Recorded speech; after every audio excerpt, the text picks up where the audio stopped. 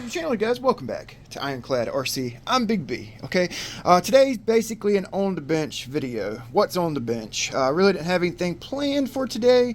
I couldn't make it out due to wind, so just gonna kind of jack my jaw. So stick around. Big B. We're Ironclad RC.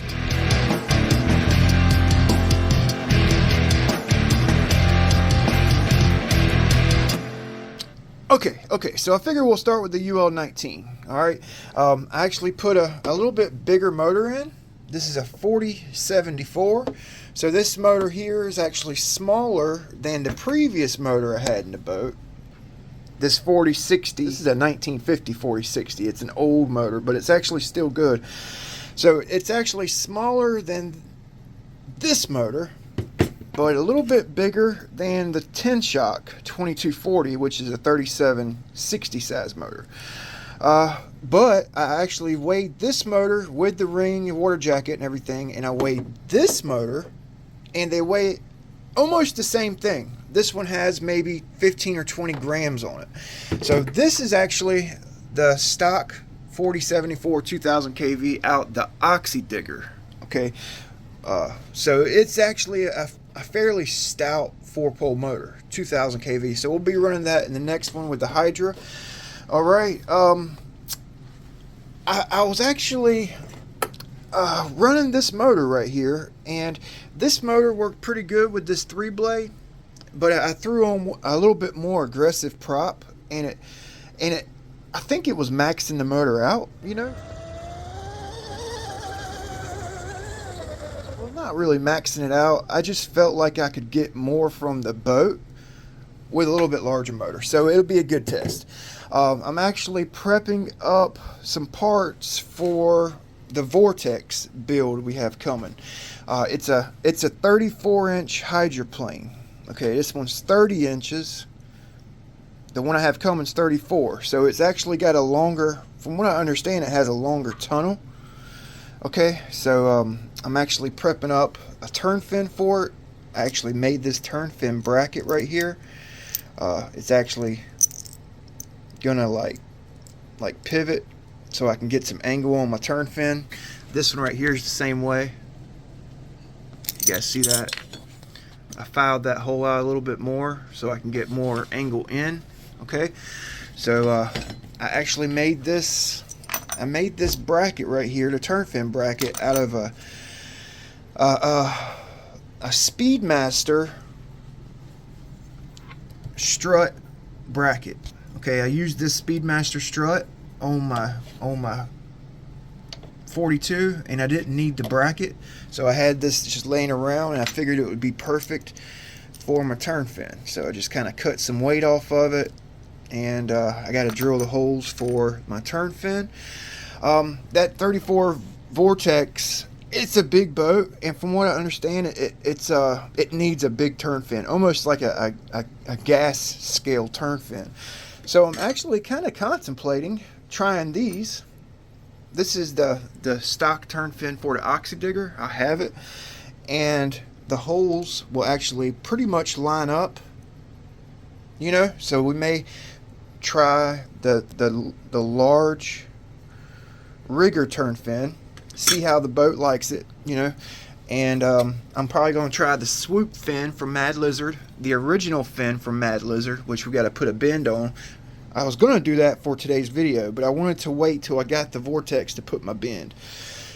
So this is the rudder I'm going to be running on the Vortex. This is a TFL like center mounted rudder.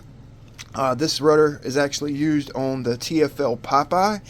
So if you guys are looking for a 30-inch 34-inch hydroplane ready to go, the TFL Popeye is a good option.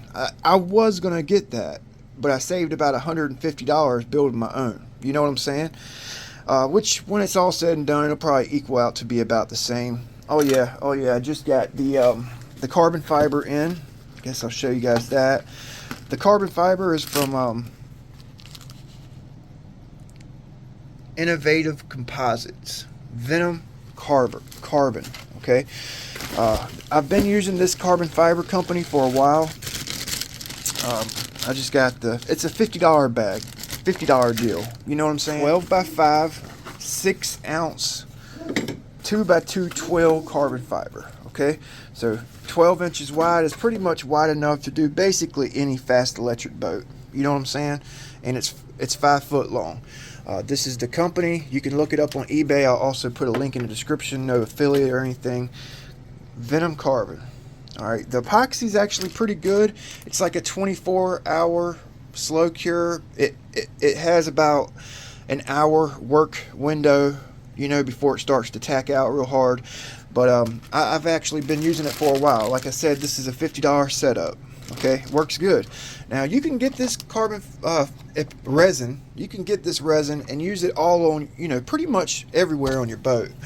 You can. I actually think I used it to epoxy this motor mount on my UL-19. I build my motor mounts like into the boat. You know, same thing with my my servo mounts. I basically build them into the boat. So I try to keep around 3 different kinds of epoxy, or 4 really. I like to have a 5 minute, which I don't use very often, a 5 minute, a 15 minute, and a 30 minute. Okay, and then you have your laminating resin, which is basically what this is. It's laminating resin. It can be used on carbon fiber, carbon Kevlar, or fiberglass cloth. Okay, so kind of got that out of the way. All right, almost forgot about that. So back to what I was kind of talking about. The turn fin. This is my turn fin bracket. I just finished up my nut plate. Well, not finished it. I still got to epoxy the nuts on, and I've actually got it's going to be a 2-part nut plate. It's this is the nut plate aspect of it, and then I'm going to make like a backer plate that kind of fits the back of my sponson on that Vortex like perfectly. So I was just kind of trying to get a jump on it, you know. So yeah, there's a lot of force being put on a turn fin with a hydroplane, like a lot more than really you really think there is, you know. So you got to really make sure it's like ironclad on that sponson, and you got some integrity back there, because I mean, hell, you know, you could hit something and yeah, you can rip the whole back of your transom off, you know what I'm saying. So I've been working on that. I think I talked about those already. This is the rudder I'm going to be using. I'll go into that in a minute. This is my servo mount that I made. Just finished it up yesterday. It's like a drop-in servo mount, very almost identical to this one. Okay, I gotta drill some epoxy dam holes across the bottom so that the epoxy like grabs and holds it. But it's actually a pretty nice, simple, homemade mount that basically costs you less than a few dollars to make, really, and it works really well. You know, a couple of nuts epoxied onto a nut plate, epoxied onto the actual mounts itself. Pretty sweet. And if you build it and epoxy it into the boat correctly, it's actually pretty stout. It has a little bit of flex, but it's a good flex. It's not going to break off, because all the movement and pressure is being put on it this way, loaded up this way, basically pulling, you know. So it's actually been a pretty good servo mount. So before I change boats out, I wanted to throw this in there. I use these to floss my teeth, and I've been saving them after I floss, and it actually works really freaking good for applying epoxy in like little tight areas. They're disposable, and you can use them if they're used, you know, just clean them up with alcohol. So I wanted to throw that out there. I've been using this, well, not this one, several for the last few weeks, and been meaning to show you guys. All right. So before I pull the Oxy Digger down, I wanted to show you guys the tunnel jet. I got it taped off here, and man, it took me like a while to do this. I mean, I could have done it in one day, but I would actually try different designs on the tunnel jet. But it took me a while to get everything like symmetrical. And I'm still trying to figure out which color I want to paint it. I don't know what color I want to make this. I kind of want to do it black and gray with some light grays, like an ironclad, you know. And it kind of give it like a old locomotive look, you know.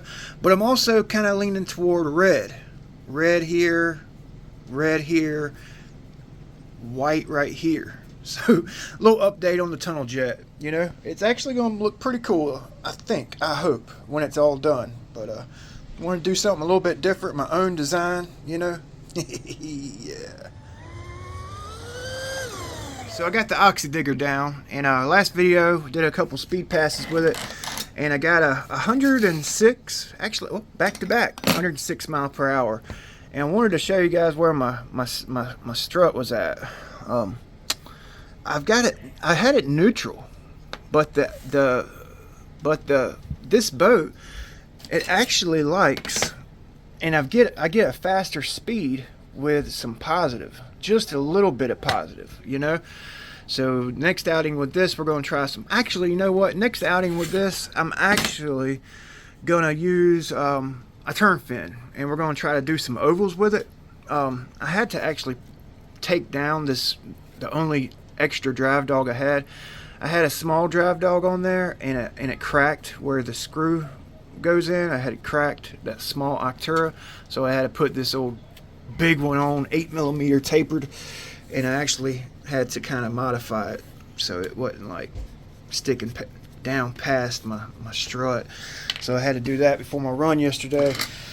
So like I said, I really don't have nowhere to run this in ovals other than the river, and I don't know, just that little bit of tide, it kind of like gives my boats odd characteristics when I'm going side to into the tide. But we're going to try it, okay? And when I do, I'm actually going to take some Velcro or some double side tape, because I want to try to put some angle in on my turn fin. And I want to try to get the boat kind of dialed in for some ovals with an aggressive prop. I probably need to take this CM motor out when I do it, but it actually acted pretty good, and I had decent temps at the park pond the other day, even when I was running that 1916. So we may turn some ovals with the CM motor. These CM motors are really designed for like drag and like speed runs, you know. They're actually kind of a unique designed motor. When I say CM, it's a special motor from TP. They have a CM, SCM, and SVM motor. And they have the regular TP motors. The special motors are built with a solid constructed magnet. It's a one-piece magnet on the rotor, whereas the regular motors are designed with a four-piece magnet, Kevlar wrapped. Okay, they designed these with a solid magnet because they're designed to turn 70+ thousand RPM. And if you have magnets glued onto the rotor, even Kevlar wrapped magnets, they tend to sling off of a motor. So they design them with a solid magnet. You know what I'm saying? Solid magnet makes it very susceptible to heat, very sensitive to heat. Okay, so running a CM motor in an oval or bashing, you get hot temps and you could smoke a rotor and not even know it. So a regular motor has a tight gap from the stator and the rotor. It's tight. Very small amount of gap in between each one, the stator and the rotor. A CM, SVM, and a SCM motor has a larger gap around the rotor. The stator rotor gap is a lot larger to compensate for the higher RPM. There's more RPM, it gives it more room to play, basically. Okay, so if you get a CM motor, SVM, SCM, they're designed for straight line use or drag style use, one hitter, quitter, check temps, check your speed, let it cool down, and hit it again. High amp pulling motors, high current pulling motors, and you really got to pay close attention when you run those style motors, okay, because they're a lot different than a regular. I wanted to throw that out there. I've had a lot of questions about that. So now you know. Regular motors are suggested for boats from TP Power. The regular motors are suggested. I've seen guys run the SCM and the SVM motors and burn them up. I've run the CM motors and I've burnt. Literally, this is probably my 5th one of these motors. Like, I mean, and I've probably bought 5 or 6 rotors. Maybe not that many. Maybe 4 motors, four rotors. You know, I rebuild them. But they're very sensitive.